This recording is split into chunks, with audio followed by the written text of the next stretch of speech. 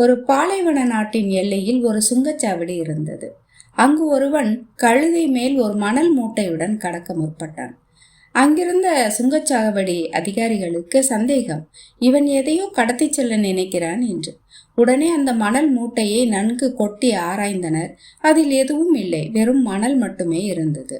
அவனிடம் கேட்டால், மணல் எடுத்து செல்ல தடை ஏதும் இல்லையே, பின் என்ன பிரச்சனை உங்களுக்கு என்றான். அவர்களும் சரி என்று அனுமதித்தனர். ஆனால் அவர்கள் நாட்டிலும் மணல் ஏராளமாக உள்ளதே, பின் ஏன் இவன் இங்கிருந்து மணலை கொண்டு செல்கிறான் என்று புரியாமல் விழித்தனர். ஒவ்வொரு வாரமும் அவன் ஒரு கழுதை மேல் மணல் மூட்டையுடன் கடந்து செல்வான். இது பல ஆண்டுகள் தொடர்ந்தது.